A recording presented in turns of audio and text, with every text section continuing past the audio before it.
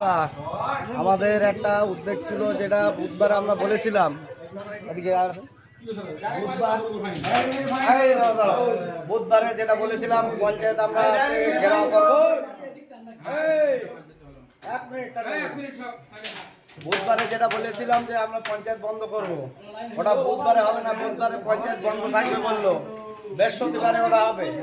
বৃহস্পতিবারে হবে আর সবাই এ করে দেবে, সবার কাছে শেয়ার করে দেবে। আর বিশেষ করে আমাদের প্রধানকে ওখানে থাকা চাই, সবাই প্রধানকে ওখানে থাকা চাই।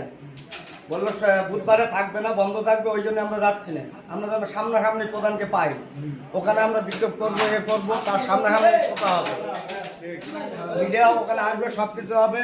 আমার পুরো গ্রামবাসী একই কথা, বৃহস্পতিবারে যাবে।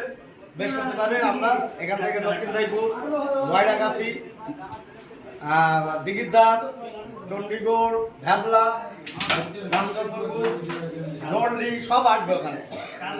বেলা 2:30টায় ওখানে আসবে, 3টার থেকে ওখানে আমাদের বিক্ষোভ চালু হয়ে যাবে। সব বলে দিলাম, বৃহস্পতিবার আর কোনো ডেট ক্যান্সেল হবে না। আর বিশেষ করে ওখানে প্রধানকে আমরা যেন পাই, যদি প্রধান ন্যায্য থাকে, যদি প্রধান থাকে যেন ওখানে হাজির থাকে প্রধান, বিশেষ করে। ঠিক আছে, এই বলে আমি রাখলাম, এইটাই সবার কাছে